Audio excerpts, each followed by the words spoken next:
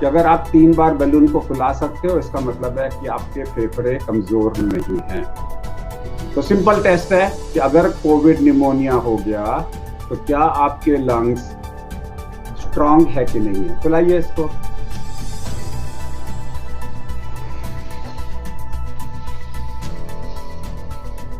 ये एक बार फुलाया और दूसरी बार फुलाइए।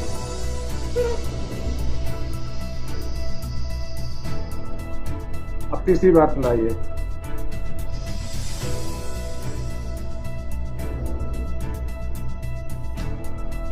अगर आप 3 बार फुला सकते हैं इसका मतलब है कि लंग कैपेसिटी आपकी अच्छी है। नहीं है तो प्रैक्टिस करिए। अगर लंग की कैपेसिटी आपकी अच्छी नहीं है तो प्रैक्टिस करिए। सिंपल टेस्ट है, बैलून टेस्ट है, आप लोग कर सकते हैं, घर में कंपटीशन कर सकते हैं, एक दूसरे को कर सकते हैं और इसका तो आप वीडियो वायरल भी कर सकते हैं। आप करिए चैलेंज टेस्ट कि मैं 3 बार कर सकता हूँ।